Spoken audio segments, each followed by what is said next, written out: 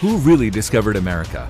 And what's this mysterious map? This mysterious map that thousands of people haven't solved or understood how it was drawn.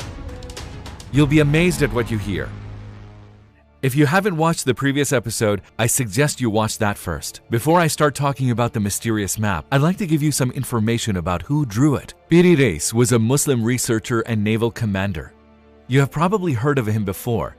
His full name was Ahmed Muhyiddin Piri. Piri Reis was born in Gliblu in modern-day Turkey. This city was the center of the Islamic fleet. From what Sheikh al-Islam of that era, who was Ibn Kamal, says, the people of Gliblu spent their lives seafaring. Their ships were their beds. The waves were their cribs. But what makes Piri Reis who he was the education he received from his uncle. His uncle, Kamal Reis, made significant contributions to Islamic history. It's enough for you to know that he taught the Barbaros brothers. But there's also this. History was made during a sea battle that Kamal Reis was the commander of. So much so that afterwards his strategy was used during all naval battles. In 1499, during the Sapienza naval battle, a first occurred. Muslims astonished the world with their intellect and did something unexpected.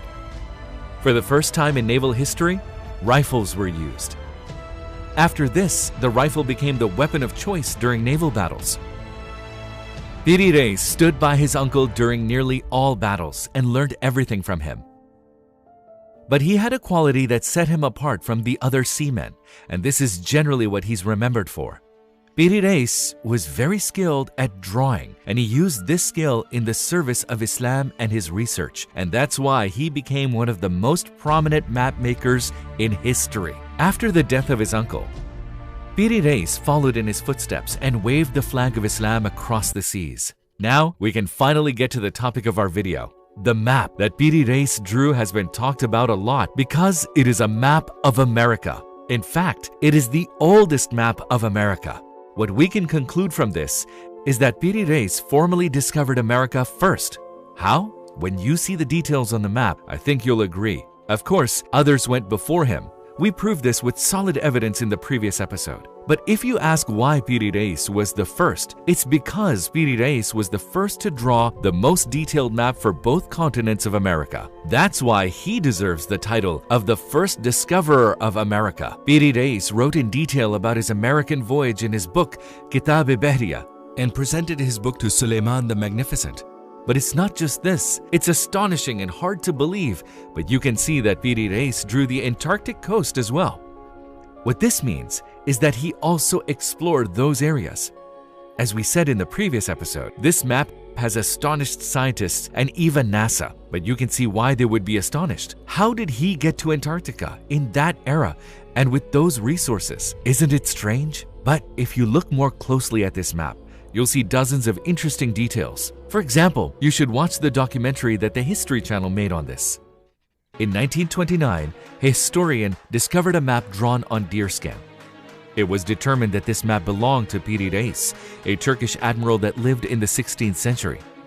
When they compared this map to other maps from that era, they saw that this map included lands that had yet not been explored. The Antarctic coast was drawn without the present-day ice cover. What's surprising is the Antarctic border was drawn without ice. It was drawn as it was millions of years ago, and European and North African coasts. But the detailed drawing of Antarctica has shocked even those who support the existence of aliens because these areas were discovered 300 years after they were drawn. If we remember that Antarctica is covered in ice a mile thick, and if we remember that it wasn't until 1958 that a machine that measured the Earth's crust existed, interestingly, a map drawn in 1531 correctly depicted the coastal borders under the ice. When topographers compared modern-day maps with Piri Reis's map, they found that they were similar down to the finest of details. How can someone who lived in that era make such detailed drawings of newly discovered mountains and rivers? I don't know of anyone in 1531 who could fly up to the necessary elevation to draw this detailed map. How did they see the land under the ice? We know they didn't go and explore Antarctica, but they were able to somehow draw a map this detailed. The fact that the rivers and mountains were drawn in such detail is proof that this area was discovered long before the Spanish discovered it. And like we said before, upon seeing this map of Antarctica, scientists even considered the possibility of the existence of aliens.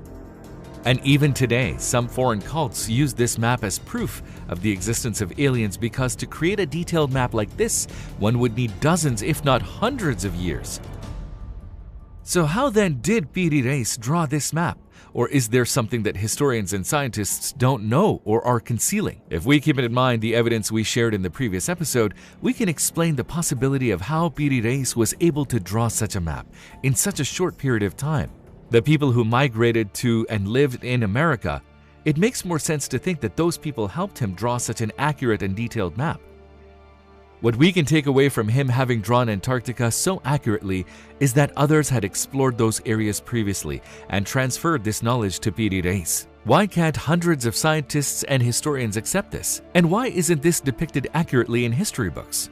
Maybe they just don't want to admit that Muslims discovered America. In this video, we talked about a hero who carried out research in the name of Islam in the world, Piri Reis. He was a committed Muslim hero who carried out research and continued as naval commander in the Ottoman fleet until the end of his days. This commander reached the end of his days at age 90 and completed his mission. Let these videos of prominent heroes be a gift to the enemies of the faith who tried to create the illusion that Muslims are behind in science, philosophy, and other areas of life. If you want more videos like this, please like and comment with your thoughts. May Allah be with you.